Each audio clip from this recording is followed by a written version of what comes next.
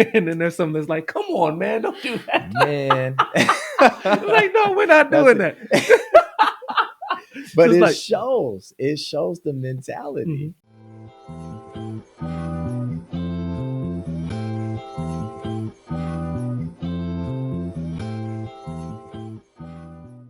Hey, what's up, world?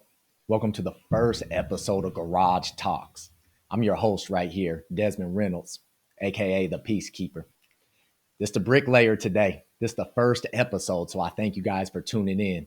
We got a great guest today by the name of Andiel Brown. Andy, how we doing, man? Good, man. How you? Oh, missed you. Good to see you, man. Thank you for being here today. Absolutely, my pleasure being here. Yes, of course. How's life, man? Life is good. Life is busy.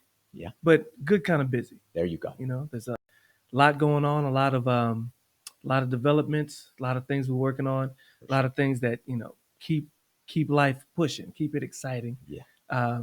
Keep it challenging, which makes it all worthwhile, I think. Of course. That's what keeps it special, right? That's sure. Awesome, man. Well, you want to go ahead and tell the world about yourself a little bit, who you are, where you're from? Mm-hmm. Yeah, so my name is Andiel Brown. I'm the director of the gospel choirs and ensembles at the University of Oregon. I've been teaching there for 15 years now. It's crazy. It's been that long. Got my undergrad at University of Oregon. I also played football there. I'm originally from Watts, from LA. Went to high school in Portland.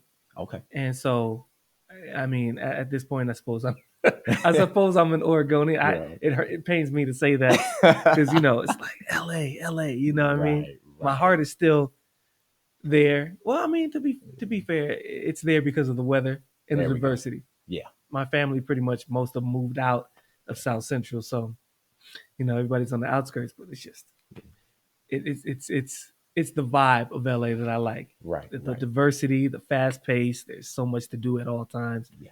I love that. But I've been very blessed to have my path be what it was and what it is here in Oregon and here in Eugene. So, 100%. I am one of 5 of my mother's children. Wow. My father and mother divorced, and my father remarried, had 3 more kids. So I'm one of 8 of my dads. Okay. So he and his second wife, they divorced, and he remarried my mother. Oh, wow. Yeah. So and then he was in LA while that was happening. Oh. Then he moved back up to Portland to be with me and my siblings and my mom. And we all shared a small house in Portland and got to building on it, learned construction the hard way. Man, right. I wasn't a fan. But but it taught me a lot. Being without a father. Right. Then having a father. Oh, I was in foster care at one point too during all this. Okay. And then being in foster care. How long were you in there for? 3 years. Wow. Yeah. Wow. I was in there for 3 years because of just some mess that happened as a child that, I had nothing to do with. But just some church mess that really destroyed a lot of families. Church has a way of hurting a lot of people. Yeah. A lot of people have that story, but still, I was very blessed to have a father. Yeah. I was very blessed to in spite of all that, still have a love for the Lord. Definitely. I was very blessed to, in spite of going from a place of such diversity to going to foster care in Salem. Yeah. Where at the time there was no diversity. Mm. I was blessed to experience all of that. Right. So I think trials have become blessings for sure. For sure. I love how you really look at that. A lot of losses are lessons for you. And I think that's definitely huge. It's definitely huge. I mean, gosh, life, that's really something that we learn as lessons, whether we like it or not. Mm-hmm. It's tremendous. I don't blame you, though. I mean, Lakers got more championships than the Blazers do, too. So I don't blame you wanting to stay with LA for sure. For sure. Man. Excuse me. So when you got over here, how old were you when you guys moved to Oregon? How old were you? Oh. Well, that's a tough one. I was in Oregon when when the child services, protective services came and seized the kids. Gotcha. We're in this farm compound. Hold on. Dang, No, my you good. throat got dry all of a sudden. You good. That's crazy. Nothing like some water. Man, I've been battling this for like a week.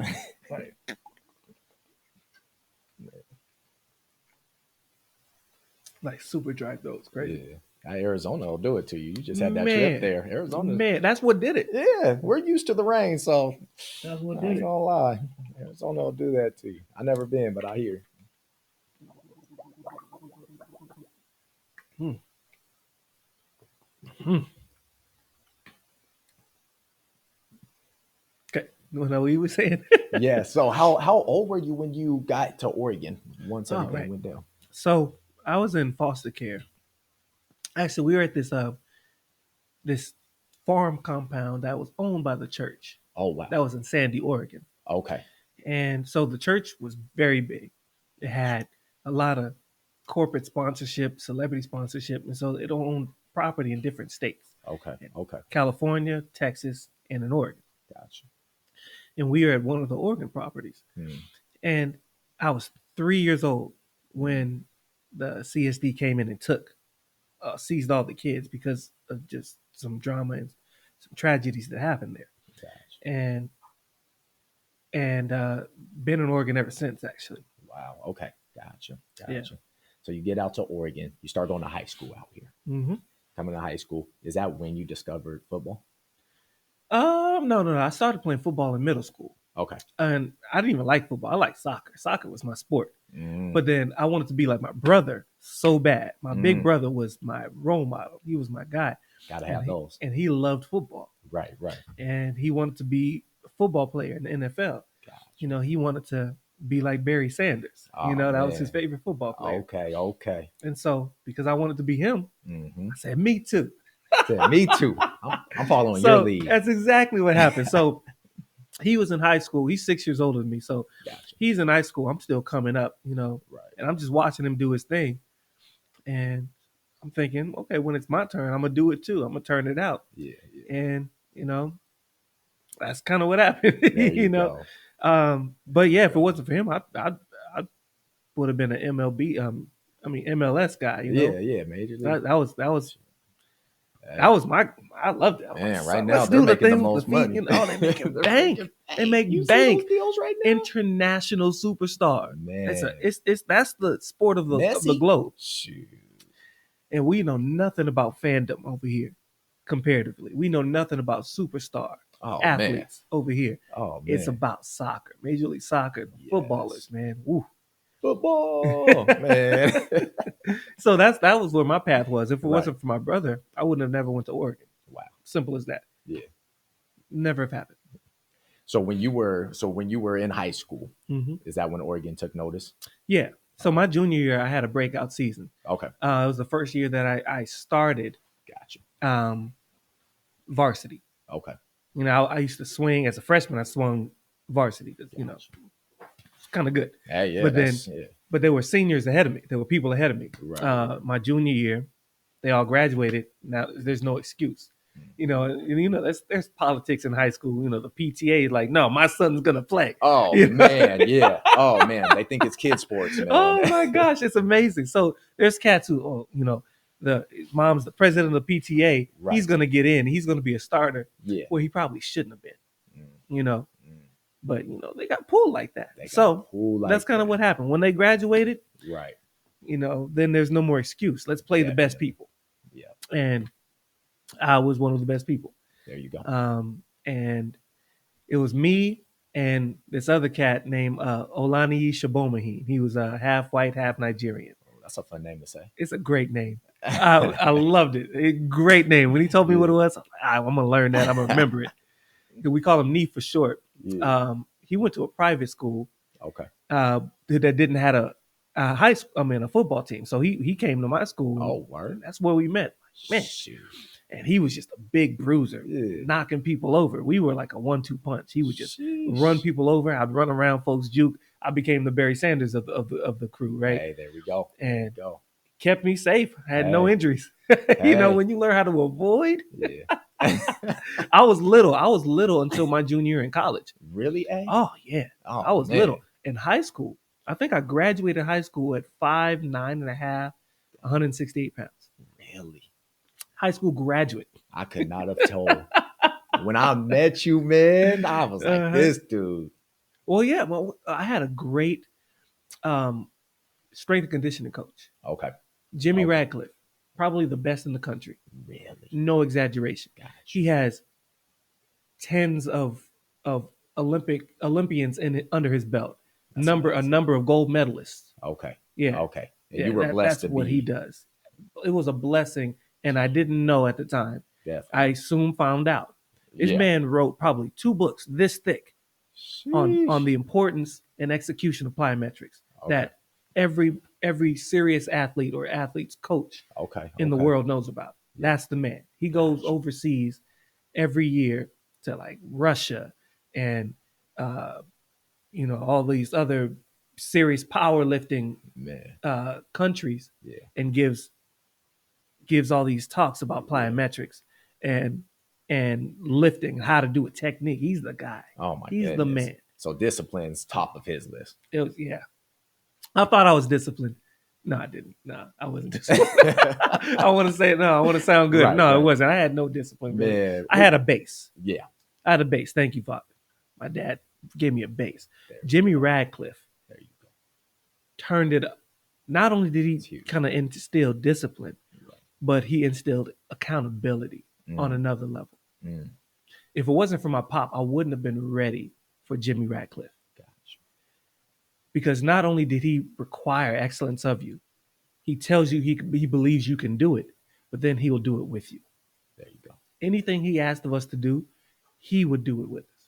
And that's how it just changed my entire mindset Oh yeah. on how I want to be. I don't want to just talk about something. I want to be about it. Be about it. Because I saw this old man, 55 years old, outrunning 19-year-old athletes, D1 athletes, Mm-hmm. all American. Wow. I saw him outlift um, this 365-pound Uso Samoan, Shit. just power clean. That's wild. He's like, you can go harder than that, sir. Sir, you can do. He's like, Coach, I'm tired. I'm hurting. Like, and I'm just sitting here watching it. He said, Wow. okay. Has him step off the platform and just, perfect technique. Mm. Drops it and walks off. Mm. Doesn't say, now you do it. He just said, okay. Came and did it. Now, Jimmy Radcliffe is 5'7", 150 pounds soaking wet. For real? Yeah. Sheesh. And outlifted one of our strongest guys on the team Oh my gosh. and walked off. That's That's I said to myself, that's the kind of accountability I want to have. Yeah. That's the kind of man I want to be. Right. So a lot of things that seemed like they were difficult and they were annoying, they were tedious. Some of the best things, for me, Definitely. some of the best things for my life Yeah. came from things that I did not want to go through at the time. Yeah. And I think a lot of people can say the same thing. 100%. I got one person, Clash's Clay. Uh-huh. Talked about it. I hated every minute of training, Yeah. but I knew it was all worth it in the Yeah. end. Yeah. I mean, we see his prestigious career. That's it. I mean, just throwing one name at you. That's it. That's huge. You know who else said something like that? Huh. Mike Tyson. Oh. He said, I hated to train. Right. I hated to train. Right. But you got to train like you love it. Like you love it. If you train like you love it, can nobody defeat you? No. Nobody can mess with you. He's like, that's the mindset you got to have. You got to be Right. ferocious. You got to train like this. There's nothing better, nothing greater. Right. And this is something you hate the most. This is the most uncomfortable. This is the most inconvenient. Mm-hmm. This is the most unfavorable situation for you in the moment, but you got to do it as if you love it. Oh. And that just struck me in a way that it causes me to look back. That's what Coach Rad was doing. Wow. He says, listen, we have 100 of these uphills. 10 of these 50-yard sprints uphill. The hill was this steep. 10 of them. Okay. We get it. The last one, oh, we're struggling. But we get it. It's like maximum effort. Let's go. And then we're proud of ourselves. We just did 10. But he'll say something like, now I know we said we're going to do 10, but I want to get better today. I don't know about you, but I'm going to do another one. He's not even playing. He said, I'm going I'm to gonna do do it. another one. And oh, so then we're like, we're not about to let this old man outwork us Oh in man, a workout in the early summer. 20s, just Right. starting There's at you no up. way. So that kind of accountability, that kind of discipline, that kind of gravitating and he doing it like he loves it. He lives for this. And I Mm, believe you couldn't tell me otherwise. I right, believe he loves it. right. I know you don't because nobody likes being broken down in their body, Hmm. hurting, wheezing, gasping for air, or you're on the brink of failure if you're lifting. Nobody likes that, but you like what it does for you. You like Exactly. what it does for you mentally. You like Right. what it does for you physically. And so we're like, okay, Yeah. we gonna do it too. And it got so common with him to where even if he wasn't at a workout, there were a couple leaders that on the team that ended up doing the same thing. Yeah, we just did 10. I don't know about you. I'm gonna do two more. So it instilled in you guys. Yeah. And then you could see who's bought into that mentality and who hasn't. Others were like, yep, let's go. Mhm. And then there's some that's like, come on, man, don't do that. Man. Like, no, we're not That's doing it. that. So But it's it like, shows. It shows the mm-hmm, mentality. I mean, that's huge, eh? That's mm-hmm, life. mm-hmm, That's life. When you're going through it, one thing you'll always notice is you're going to see who's still with you yeah, when you're at your lowest point, yeah, and when you're just trying to push through, and you're mm-hmm, going to see who is not with you. yeah, They're gonna weather away, mm-hmm, and then that's where your discipline of I'm gonna keep going, and the real ones are gonna stay with you. mm-hmm, And I love that absolutely. because honestly, that's what I'm hearing from you. That just gets you through life right there. And Mm-hmm, that's deep, man. That's mm-hmm, deep. That's something I personally just in a different facet of going through. mm-hmm, I could look left and right, and I'm seeing who's here and who's not. right. Some withered away. They made it look good when they withered away. It's good to see you, man. Good take Mm-hmm, care. But there's others like what you need. yeah, And those are the ones, those are the Radcliffes that are staying yeah, there. Those are the ones that say, hey, you can do better. mm-hmm, Come on, this is what we're going to do today. yeah, Man, it instilled in me too, man. So mm-hmm, hearing a story like that is such a good yeah, reminder to just say, hey, we all need that person in our life. And then we're going to really find out when it gets hard, when we mm-hmm, get tired. yeah. Because when you get tired, you start learning some things. And I tell you, man, I feel like it's something that every man Mm, needs to have in their life. The ability to say, this is not something I want to do, yeah. but I have the strength and the fortitude to persevere through it. Oof. Everybody Yes. needs to have that experience of to push through adversity. Right. A lot of people seems like they shy away from it. Yes. When you do that, man, it does things for you, not just for your body, but your mentality too. It changed my mind. Oh, man. It changed my mind Oh, completely. man. Like there's something bigger than just me, Yeah. and I'm able to push through to see a goal. Right. Right. And what it does for you is it shows you that it shows you what you can become. Yes. It shows you what you can overcome. Yes. Yeah, we don't want to. It's something. There's something to be said about doing something that you don't want to do, but pushing through it anyway. That builds the character of a man. Man, adversity is everything. It really is.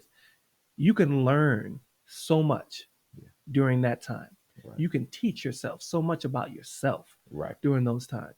Another thing about Jimmy Radcliffe is not only did he force us to have this kind of mentality, Mhm. but he also did something called he was very goal centered. Okay. He said, what do you want to do Right. as a man? What do you want to be as a man? I'm 19 years old. I don't know. I want to play Man. football. Yeah. You know what I'm saying? Get these grades so I can stay eligible. Not because, Yeah. because I'm really concerned about grades. So I can stay eligible. You know what I mean? That's really Yep. what it was at the time. But he made you think, well, your homework is you're not going to look in the playbooks tonight. I Hmm. want you to come up with some goals Okay. for your life, what Okay. you want to be 5 years, 10 years from now. Wow. And It's a big so, question. yeah, It really is a what big kind of question. person do you want to be? What do you want people to say about you? What do you want them to do or how to interact with you when Mm-hmm. you walk into a room. What do people feel? All the above. And some people didn't have the wherewithal, or the what's the word I'm looking for?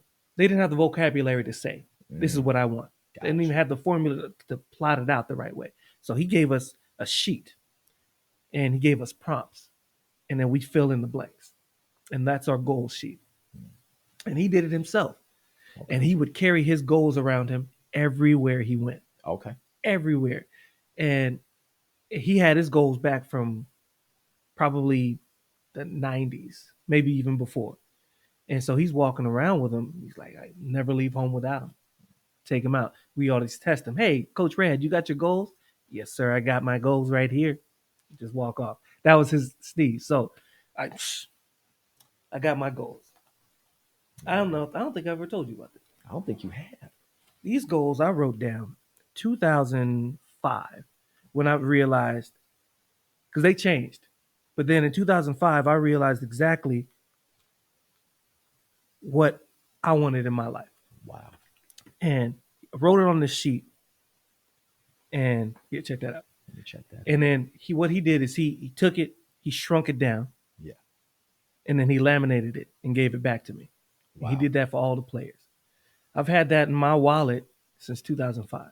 I can tell. That's amazing, Yeah. man. That's So amazing.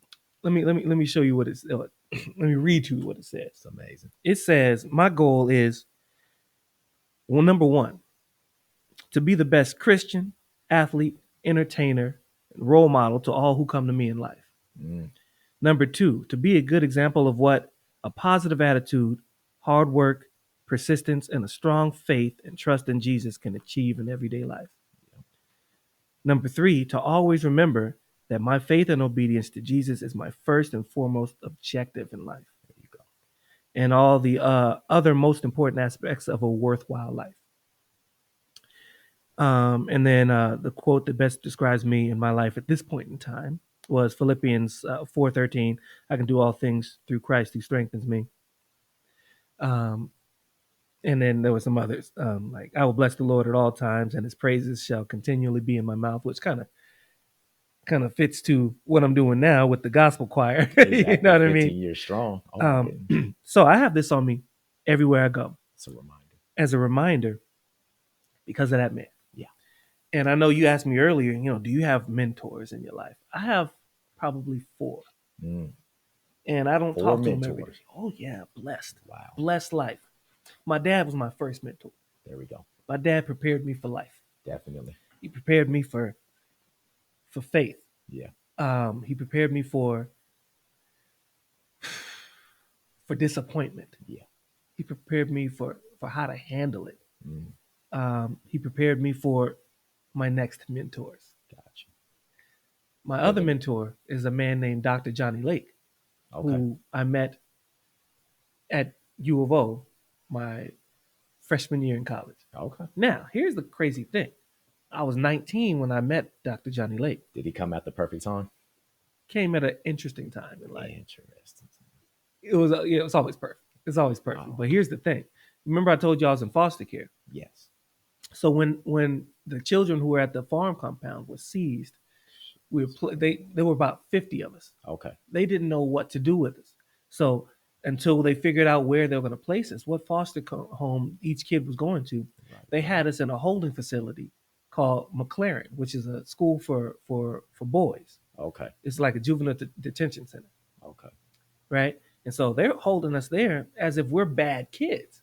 And apparently, now this is the report. We were bouncing all over the walls. We were acting crazy, and they couldn't control us. They didn't know what to do with us. Now, how old were you, A? I was just about to turn 4 personally, About to turn 4. but there was the age range was 3 to probably 10. Okay. The group of boys that I was with was 3 to 5. Gotcha. And so they were like, we don't know what to do with these kids. And at the time, we were actually very disciplined. They just didn't know how to talk to us because they're a bunch of Oregon folks who don't know how to talk to young boys from LA who take specific instruction. Mm. So they called this man in to come and talk to us and try to set us straight, right? He comes in cracking jokes and telling stories, and we instantly fell in love with him. And we're like, man, this dude's fun. Yeah. He knows how to talk to us. Yes. Guess who it was? Johnny Lake. Dr. Johnny Lake. Wow. And then Wow. he came in for 2 weeks, almost every day, just talk to us, eat with us, read to us, crack jokes with us, you know. And then 2 weeks later, he was gone because we were all gone. We were all Wow. out of there. So he came in and did what he needed to do. And you I didn't see that man again until I was 19. Till you were- 15 years later. And guess what he Jeez, said? man. this how he introduced himself to me. He said, "Hey, young blood," and then he stops. He goes, "I know you." I'm like, "You don't know me. I don't know you either. Like, I don't know you. Who are you?" He said, "Nah, I never forget energy. Yeah, I never forget energy. Who your people?" I was like, my dad's Roosevelt Brown. My mom's Andrea Brown. Right. Like, I know you. I know you. He said, "I never forget energy." And I tell you what, like we were almost at the hip for probably 2-3 years after that, because he's telling me what he's doing with his getting his doctorate and education. He's always trying to help disadvantaged or underrepresented youth. Okay. He's taking me to Churchill to play with the kids there, and essentially be his understudy. To do the work that he does. Yeah. And I was honored to do it.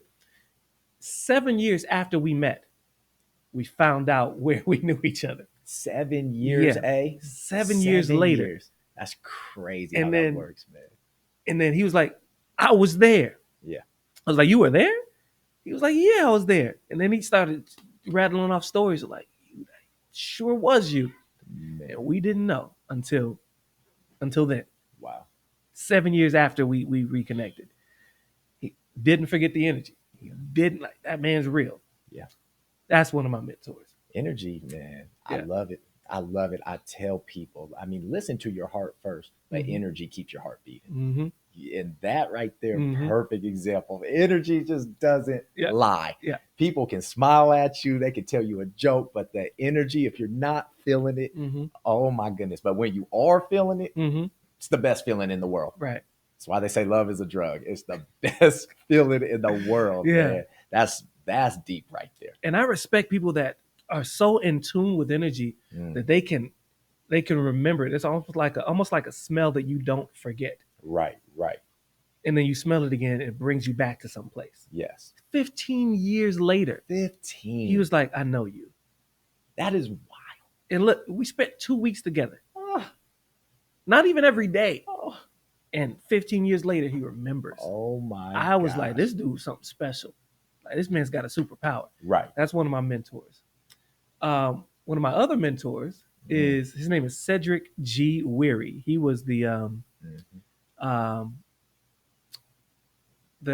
director of the gospel choirs and ensembles at U of O when I was an undergrad. Okay. And just down to earth dude. And I wanted to be like him musically. There you go. I was like, man, you real cool. Yeah. You know what you're doing. You're an expert, but you're not, like, you don't lord it over us. Like, you're one of us almost. Right. It's like you can hang out and just vibe He's with a us. leader. He was a leader By example. but then he also knew how to get out of us what he wanted. There you go. He was an expert at saying, "This is what I need you to do. This is how I need you to do it. Now let's make it happen." Repetition. And then he became a friend. So blessed to have him. He gave me aspirations of what I want to be in life. He had, beautiful family, beautiful kids, all daughters.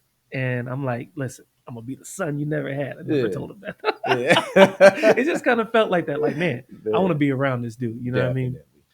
So who's that fourth one? The fourth one, I'm going to hold on to that one. Fair enough. I'm going to hold on to that one. I'm going to let you know next time. Bring me back and I'll tell you. All right. Sounds good. You got a deal right there. Yeah. That's a deal.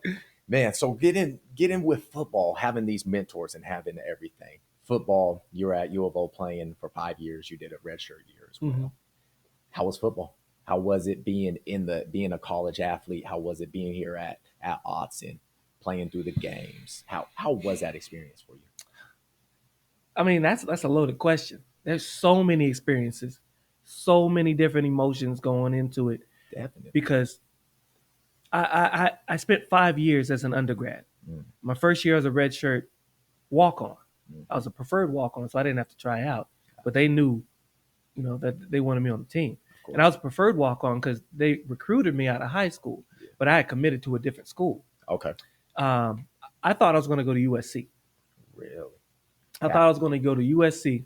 back to LA. Oh, I'm going Back home. home. Oh, I'm feeling good. Sunshine everywhere. Listen, Yeah. before I even signed any kind of commitment letter, I got a letter in the mail saying we'll no longer be requiring your services at USC. And I was pissed. I Ooh. was mad. Like, what? How dare you? Right, right. I said, all right, fine, whatever. Man. Then I was like, if I'm not going to LA, I want to stay near my mom Yeah. so I can stay close to her. I'm gonna Yeah. go to a university that's close to her, but far Right, enough away right. to where I'm not living at home. So I was gonna go Definitely. to Willamette University, which Mhm. is very big um, on academics. Mhm. It was a Division III football team, but they had already won 2 national championships in the Division III. So it was like, listen, the competition's up here. They have excellence, and I'm gonna be a starter. Yeah. They messed up my transcripts to where I would have had to gray shirt, which means I wouldn't have been able to play my freshman year. Man. And so my ego's like, nah, if you don't take care of my transcripts, that means you don't really want me here. I'm out of here. Right. So I'm not no gray shirt. So I call up the coaches at Oregon. Listen, I'm coming to Oregon. They said that's great to hear, but we already gave away all our scholarships. It's No. oh yeah, it's like beginning of July at this point. Yeah. That's how messed up it was, the timeline. And I didn't know any of this was the case. Right. Nobody, I didn't have any guidance. Got it. So I ended up going to Oregon. They were like, listen, you're welcome to come, but we don't have a scholarship to give you. So you'll have to be a walk on this year. But then, we can give you a scholarship next year. Okay. So I said, okay, well, that's fine. I guess that could work. Yeah. Little did I know that there's a lot of financial aid stuff you got to go through if you're not on scholarship. Oh, You got to yeah, go through that paperwork is brutal. man. So I had to do all that. I had to figure that out. Yeah. And then being a walk on, Mm. nobody knew that I was a preferred walk on. They just knew I wasn't on scholarship, so they treated me as such. Oh, okay. Yeah, So they just thought you just walked on the field, literally. yeah. They're Not- like, man, you not. Right. They treat a lot of walk-ons like you're not special. Isn't that crazy? It's very crazy. Isn't that so crazy? It's There. very crazy. So, And it's not just Oregon. Yeah. I guarantee you that's probably every Power Oh. 5 university in the country. Oh man, and it gets worse nowadays. I mean, with the age of social media and everything, perception is everything. Mhm. And if somebody has this certain visual, it's Mhm. crazy how you just most likely will be treated. Oh man. How do you counter it though? How does one counter? How does one counter? What's your counter? What does Andiel Counter.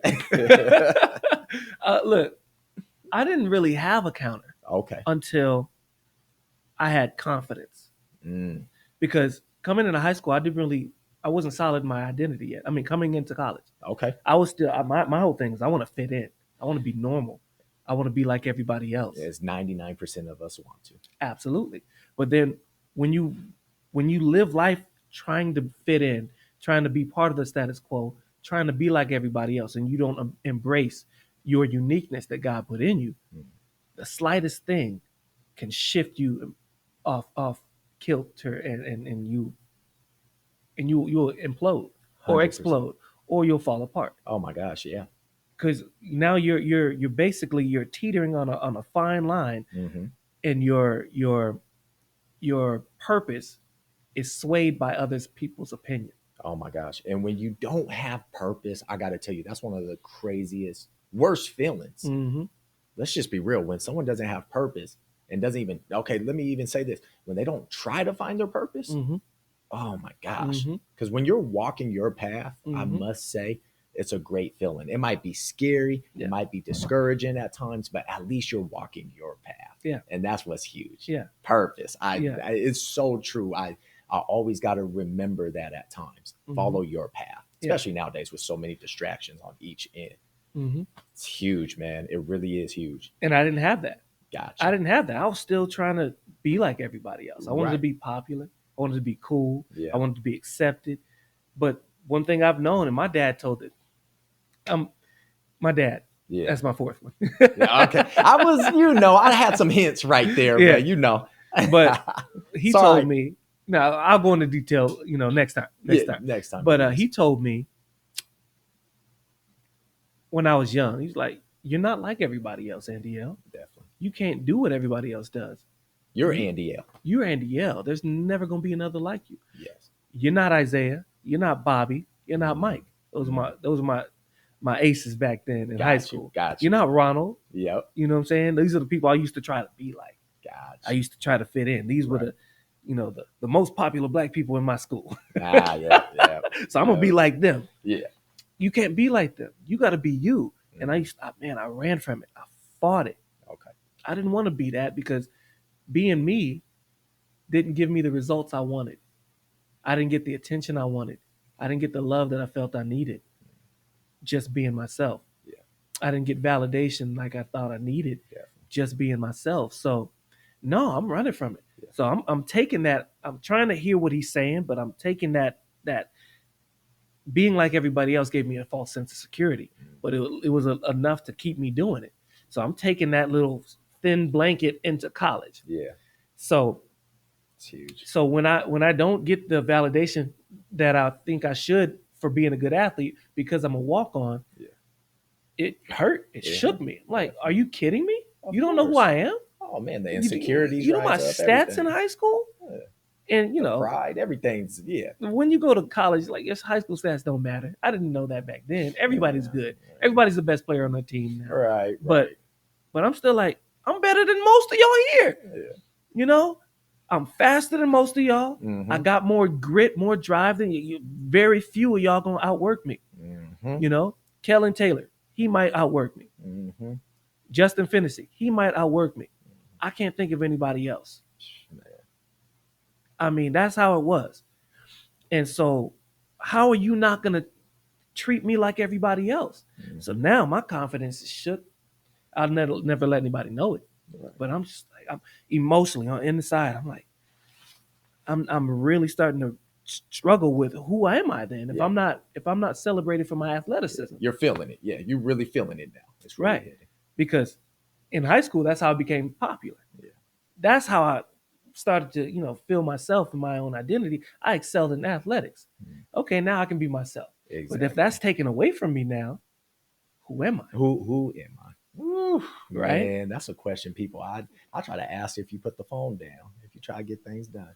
But hey, I appreciate you right here, man. I thank you for everything. We're gonna keep a pause here because part 2 is coming, man. Absolutely. So I want to say I appreciate you. Thank you for everything. Absolutely. We tuning in for part 2 soon, man. Yes, sir. World, we appreciate y'all. Tune in for part 2 coming up. But for now, y'all bless up. Have a good night.